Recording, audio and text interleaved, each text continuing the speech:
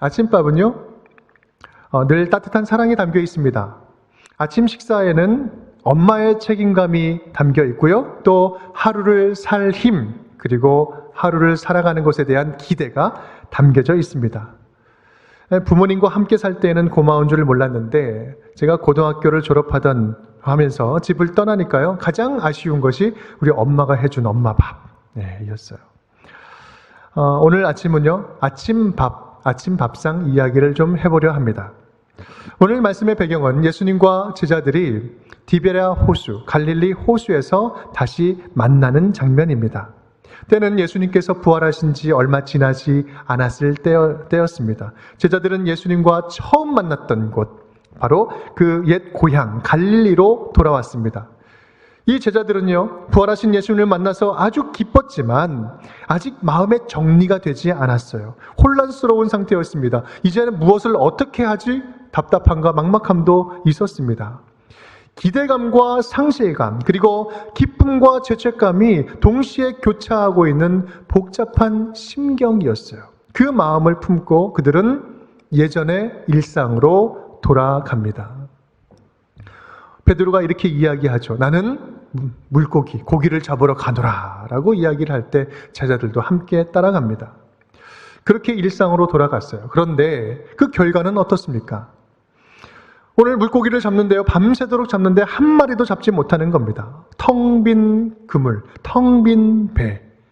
이것은요, 그들의 마음 상태를 잘 보여주고 있는 모습입니다. 그런데 그때 몸도 마음도 텅 비어 있는 그런 제자들에게 예수님께서 찾아오셨습니다. 그것도 아침 식사를 준비해 주시고 아침밥을 차려 주시고 찾아오신 거예요. 그리고 말씀하십니다. 배고프지? 와서 아침밥 먹어라. 아침 먹어라 라고 말씀을 해주시는 겁니다. 이 예수님이 차려주신 이 아침 식사는요, 단순하게 한 끼 식사가 아니라 제자들에게 새 힘으로 채워주시고 또 새 삶을 열어주는 위대한 밥상이었습니다.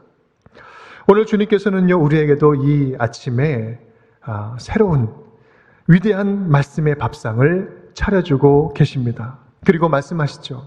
운정교회 성도들아, 사랑하는 자녀들아, 와서 내가 차려놓은 이 말씀의 밥상을 먹어라. 너를 다시 힘있게 하는 말씀을 먹어라 라고 말씀을 주십니다. 주님께서 다 차려놓으셨어요. 얼마나 감사합니까? 여러분, 먹기만 하면 돼요. 차릴 수록을 하지 않아도 됩니다. 오늘 예수님께서는요, 우리에게 밥상을 차려주세요. 오늘 주님이 차려주신 이 아침을 먹고 새롭게 시작되는 믿음의 일상을 예수님과 함께 힘차게 시작할 수 있기를 주님의 이름으로 축복합니다. 우리 따라하겠습니다. 사랑의 밥상입니다. 사랑의 밥상입니다. 오늘 예수님이 차려주신 밥상 5가지 정도로 살펴보려 하는데요. 첫 번째는 사랑의 밥상입니다. 여러분, 어머니가 차려주신 그 아침밥, 아침 식사 기억나십니까? 이번 한 주간도 우리 어머니들은요, 아침밥 차리느라고 참 수고 많이 하셨습니다. 아니, 아침밥뿐만 아니라 새끼 모두 지금 열심히 차리고 계시죠. 아이들 학교도 안 가고 참 많이 힘드시죠. 저도 곰곰이 생각해보면 아침밥 먹는 것을 왜 이렇게 귀찮아했는지 모릅니다. 힘들게 차려놨는데 안 먹는다고 그렇게 말씀하시던 어머님의 말씀이 귀에 쟁쟁합니다. 지금 같으면 없어서 못 먹는 엄마 밥인데 그때는 왜 그랬는지 모르겠어요. 아침밥은요, 우리 가족 식구들 남들 다 잘 때 우리 엄마들이 그래도 일찍 일어나서 새벽부터 일어나서 차려주시는 수고스러운 사랑이 담긴 위대한 밥입니다. 여러분, 지금 아침을 먹을 수 있는 여건에 계신 분들 계시면 꼭 챙겨 드시기 바랍니다. 후회하지 않도록. 오늘 예수님은 그렇게 새벽부터 찾아오셔서 아침밥을 차려주십니다. 우리 9절 말씀 우리 함께 읽겠습니다. 육지에 올라보니 숯불이 있는데 그 위에 생선이 놓였고 떡도 있더라. 예수님은 지금 제자들의 몸과 마음의 상태를 너무나 잘 알고 계셨습니다.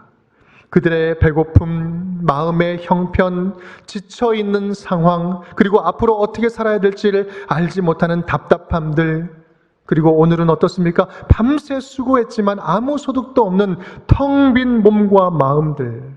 주님은요, 그 마음을, 제자들의 상황을 너무나 잘 알고 계셨습니다.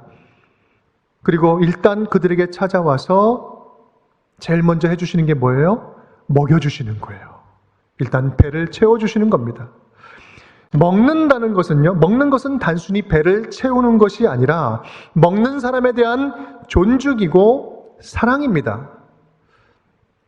의학의 아버지라고 불리는 우리 히포크라테스는 이런 이야기를 했죠. 유명한 말입니다. 내가 먹는 것이 바로 나 자신이다. 굉장히 실제적인 말이면서 굉장히 철학적인 말이기도 합니다. 내가 먹는 것이 곧 나 자신이다. 이 먹는 것은 곧 그 사람의 존재를 말합니다.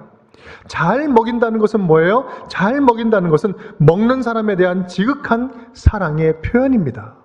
오늘 예수님은요, 그렇게 제자들을 지금 사랑으로 먹여주고 계시는 거예요. 왜요? 그들의 식어있는 믿음, 식어있는 몸과 마음을 따뜻하게 해주기 위해서였습니다. 예수님은 생기를 잃은 제자들의 그 믿음을 따뜻한 사랑의 밥상으로 다시 깨워주고 있는 겁니다. 오늘 예수님은요, 그렇게 우리에게도 사랑의 밥상을 차려주고 계십니다. 여러분, 오늘 주님이 차려주시는 이 사랑의 밥을 맛있게 드실 수 있기를 간절히 바랍니다. 우리 두 번째 따라하겠습니다. 위로의 밥상입니다. 위로의 밥상입니다. 예수님이 차려주신 아침 식사는 실제로 제자들의 빈 배를 채워주는 밥상이었습니다. 예수님은요, 이 아침에 두 가지 배를 채워주세요. 하나는 물 위에서 고기 잡는 배, 그 배도 채워주셨고, 또 하나는 다른 우리 제자들의 육신의 배였습니다. 오늘 본문은 바로 앞에 있는 이야기와 아주 긴밀하게 연결되어 있는 이야기입니다. 베드로와 제자들은 고기를 잡으러 나갔지만 밤새도록 아무것도 잡지 못했습니다. 그들의 배는 텅텅 비었습니다. 그때 한 90m 정도 떨어진 곳에서 한 분이 소리를 지르는 거예요. 낯선 분이 소리를 지릅니다. 거기 물고기가 많이 잡혔습니까? 물어봅니다. 아니, 안 잡혔다고 이야기하니까 그러면 그물을 반대편으로 던져보세요 라고 이야기합니다. 멀리서 낯선 분이 이야기를 하는데 제자들은 그 낯선 분의 말에 순종을 합니다. 참 신기한 일이죠. 근데 더 신기한 것은 바로 옆에 반대편으로 그물을 던졌더니 큰 물고기가 어마어마하게 잡히는 거예요. 몇 마리? 다 말 아시죠? 가려서 제가 못 보는 거죠? 153마리를 잡힙니다. 더 신기한 것은 이 153마리를 어떻게 세고 있었을까? 그것도 더 신기해요.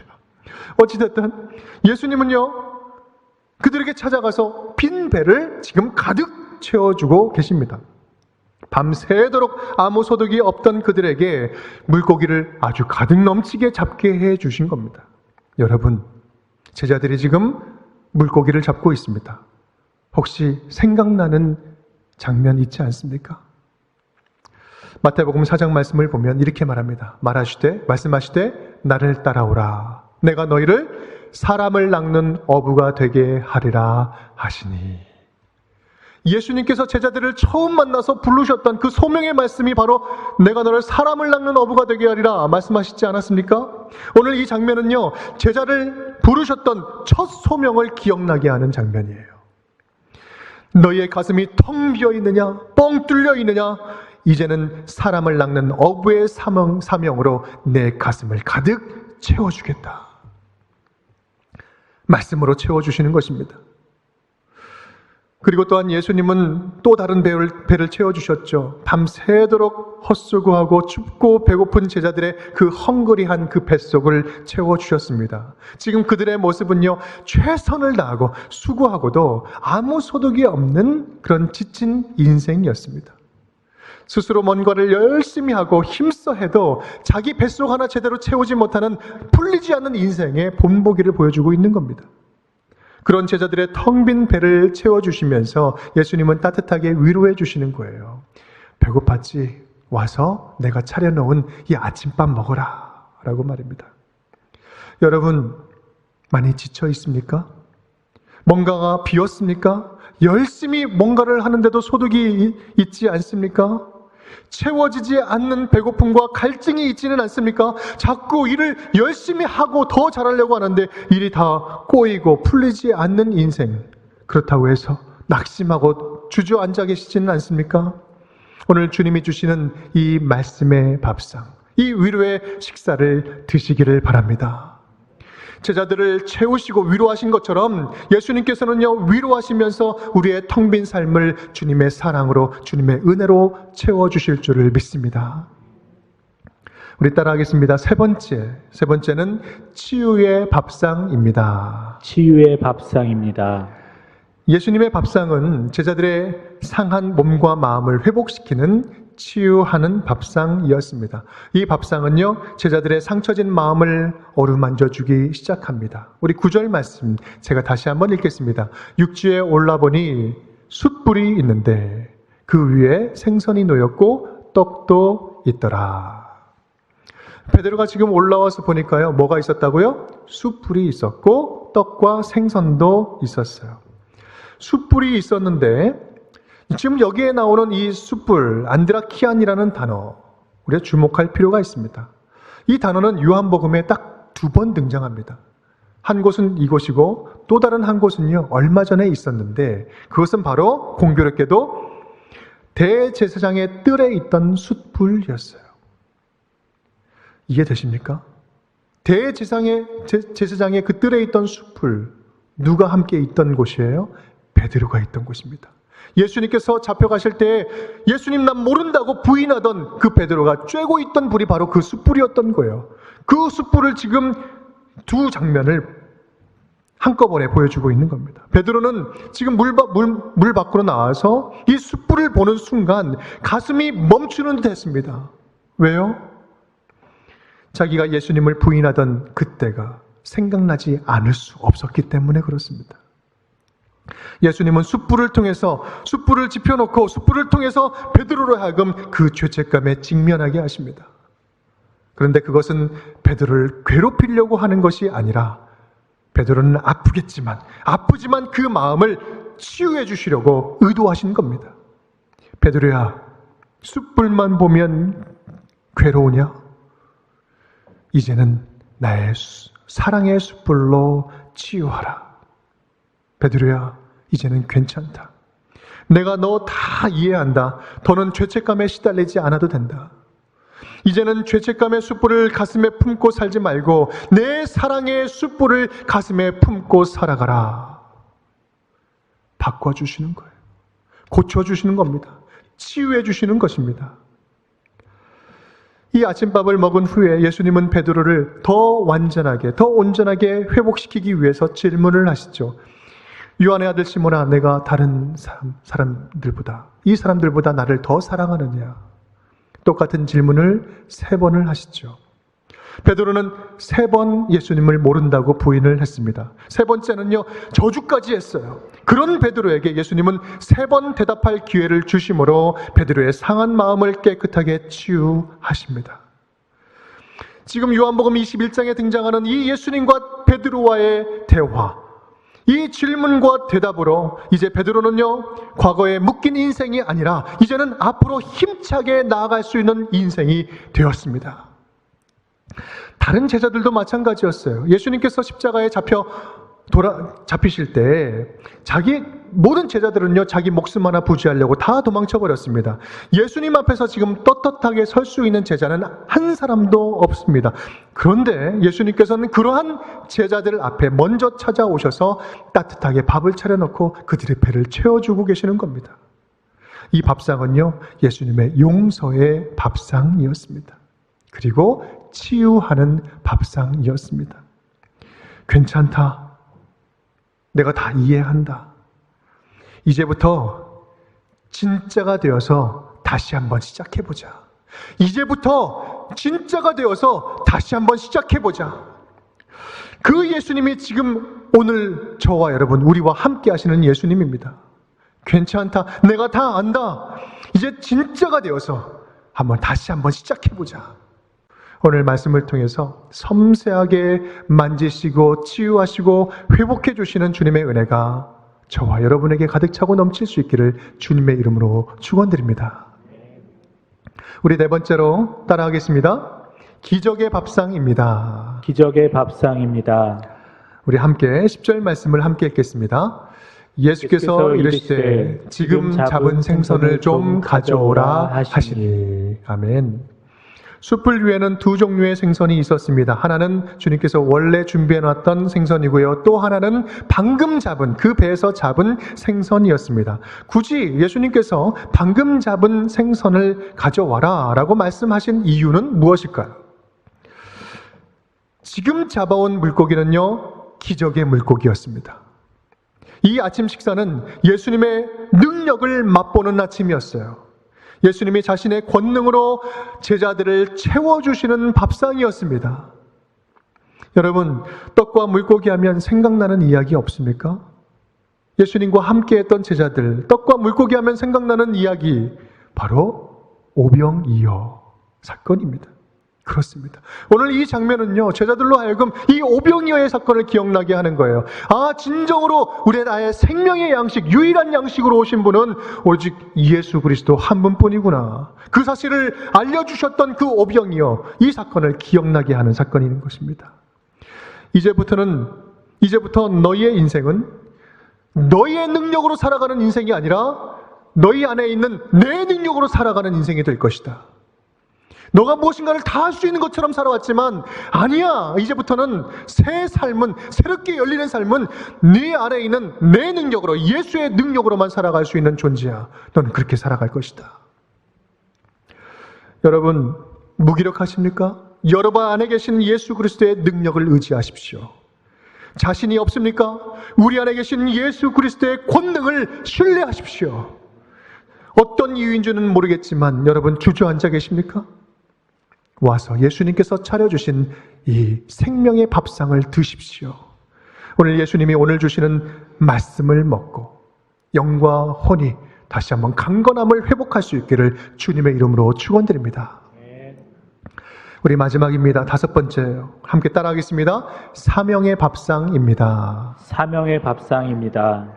지금 이 현장에 있는 제자들은요, 이분이 예수님인지 아닌지 의심하는 사람이 아무도 없었어요. 분명하고 확실했습니다. 그들은 예수님의 이 갑작스러운 출현에 아마도 너무나 기쁘기는 했지만 당황스럽고 어리둥절했을 것입니다. 모르긴 몰라도 너무나 순간 있었던 이 일에 경직되고 주춤거렸을지 모릅니다. 그때 예수님은요, 적극적으로 찾아가시는 거예요. 그때 예수님은 그들에게 가셔서 떡과 생선을 전해주십니다. 13절 말씀 우리 함께 읽겠습니다. 예수께서 가셔서 떡을 가져다가 그들에게 주시고 생선도 그와 같이 하시니라. 아멘. 예수님은요, 가셔서 떡과 생선을 가져다가 그들에게 주셨어요. 여러분, 지금 이 13절 한 절, 이 짧은 한 절에 동사 세 개가 연속적으로 등장하고 있습니다. 그런데 이 동사는요, 지금 다른 본문과 굉장히 다른 표현으로 되어 있어요. 직설법 현재형을 사용하고 있습니다. 이것은 무슨 말이냐면 지금 사도 요한이 요한복음을 쓸 이 당시에 기록하면서 아주 의도적으로 표현했다는 것입니다. 지금 60년 전 훨씬 지난 그때를 회상할 때 예수님께서 제자들 우리들에게 찾아오셔서 섬기시고 먹여주시는 그 모습은 지금 당장에 지금 이루어지고 있는 모습처럼 아주 현장감 있게 생생하게 기억난다는 거예요. 그 섬김은 지금도 이어지고 있다는 거예요. 그만큼 주님께서는요, 적극적으로 찾아오셔서 제자들에게 먹여주신 것입니다.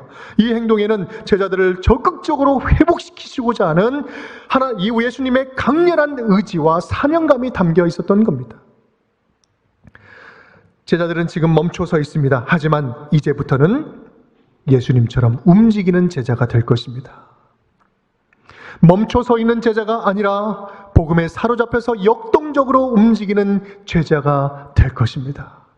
그래서 마태복음에서는요, 대위임령을 이때 주시잖아요. 마태복음 28장 말씀입니다. 그러므로 너희는 가서 모든 민족을 제자로 삼아 아버지와 아들과 성령의 이름으로 세례를 베풀고 내가 너희에게 분부한 모든 것을 가르쳐 지키게 하라. 볼지어다 내가 세상 끝날까지 너희와 항상 함께 있으리라 하시니라. 아멘. 우리 예수님으로 인해서 이제 다시 한번 새 생명을 얻고 새롭게 나아가는 제자들에게 너희는 가서 모든 민족을 제자로 삼아 가야 됩니다. 또 제자로 삼는 것입니다. 그리고 세례를 베푸는 것입니다. 가르쳐 지키게 하는 것입니다. 가만히 있을 수가 없는 거예요. 이제부터 너희는 움직이는 제자가 될 것이다. 움직이는 제자가 되어라. 내가 너희를 채워주면 너희는 움직이지 않고서는 견딜 수 없는 살아있는 제자가 될 것이다. 실제로 제자들은 이제 얼마 지나지 않아서 오순절 성령 강림 사건을 경험하면서 이전과는 완전히 다른 인생을 살게 됩니다. 완전히 변화된 인생을 살게 돼요. 그들은 더 이상 어부도 아니었습니다. 세리도 아니었어요. 나약하게 도망치는 그런 제자들이 아니었습니다. 이제는 그 누구도 빼앗을 수 없는 영생의 기쁨을 누리는 자녀들이 되었습니다. 도망치는 제자가 아니라 부활의 복음을 들고 오히려 더욱더 당당하게 그 복음을 전하는 자가 되어서 목이 잘리고 십자가에 달리고 십자가에 거꾸로 달리고 불에 타서 죽으면서까지도 기쁨으로 천국 소망을 바라보면서 부활의 증인으로 새 삶을 사는 자들이었습니다. 오늘 예수님께서는요, 우리에게 이 사명을 알려주시는 거, 다시 깨닫게 하시는 겁니다. 지금 멈춰 있느냐? 지금 어떠한 이유로 멈추어 있느냐? 멈추지 말자. 지금 도망치고 있느냐? 도망치지 말자. 너희에겐 도망칠 이유가 없다. 너희 안에는 모두를 살릴 수 있는, 너와 이 세상을 살릴 수 있는 부활의 복음이 담겨져 있다. 이 복음을 내 안에서 사라지게 하지 말고 당당하게 증인으로 살아보자. 당당하게 증인으로 살아보자. 그렇습니다. 예수님께서 차려주신 오늘 이 아침밥에는요, 사랑이 담겼고 위로가 담겼고 주님의 치유하심이 담겨있고 기적의 능력이 담겨 있었습니다. 또한 새로운 사명을 일깨워주는 생명력이 담겨져 있었습니다. 제자들은 예수님께서 차려주신 이 아침 식사를 먹으면서 새로운 삶의 비전으로 다시 채워지기 시작했습니다. 도대체 이 아침 밥상에 이 아침밥의 메뉴가 무엇이었길래, 주님께서 차려주신 이 아침밥의 메뉴가 무엇이길래 그럴 수 있었습니까? 오늘 차려주신 이 아침의 메뉴는요, 단순하게 떡과 생선이 아니었습니다. 그것은 바로 예수님이셨어요. 예수님 자신이셨어요. 너희에게 필요한 건 나 예수다. 내가 와서 너희와 항상 함께 할 것이고 이제는 너를 떠나지 아니할 것이다. 예수로 채워주시는 것입니다. 예수로 먹여주시고 예수님으로 채워주신 것입니다. 예수님은요, 이 아침에 제2의 성찬식을 하고 계셨던 것입니다. 수고하고 무거운 짐진 자들아 다 내게로 오라. 내가 너를 쉬게 하리라. 누구에게 오라고요? 예수께 나오라. 사랑하는 성도 여러분, 우리에게는요, 이미 이제 새로운 일상이 이제 시작되었습니다. 이미 시작되었어요. 믿음이 변화되기를 원하십니까? 아니면 변질되기를 원하십니까? 무엇은 남기고 무엇은 버려버리겠습니까? 오늘 말씀은요, 그래서 우리에게 주시는 거예요. 와서 나로 채워라. 와서 먹어라. 예수를 먹어라. 나 예수로 채워라. 다른 것으로 채워서는 안 된다. 다른 것으로 만족해서는 안 된다. 오직 예수로 만족해야 된다. 내 안에 있는 생명으로 채워라. 신앙의 본질로 채워라. 타협하지 않는 믿음으로 채워라. 참된 예배의 본질을 회복하고 다시 한번 채워라. 너의 새 삶은 진짜 예수로 충만해라. 이제 새롭게 시작되는 새로운 일상, 믿음의 일상은 예수로 충만해서 출발하여라. 사랑하는 성도 여러분, 예배의 열정이 식지 않도록 주일 성수를 더욱 생명처럼 지킬 수 있기를 간절히 축복합니다. 이러한 때일수록 기도의 씨앗을 심는 일을 게을리하지 마십시오. 스스로 신앙생활이 느슨해진다고 생각이 들면 목숨 걸고 예배당에 찾아오십시오. 오히려 정해진 시간, 정해진 장소를 통하여서 신앙생활을 더욱 지켜나가십시오. 예수님의 영과 예수님의 마음과 예수님의 생각으로 가득 채울 수 있기를 간절히 축복합니다. 우리 안에 계신 주님께서 우리를 새로운 믿음의 지경으로 넓혀 주실 것입니다. 저와 여러분, 우리 모두가 예수님의 말씀과 사랑과 위로와 능력으로 충만하여져서 새로운 일상을 예수님과 함께 힘차게 살아가는 저와 여러분이 될 수 있기를 주님의 이름으로 축원드립니다.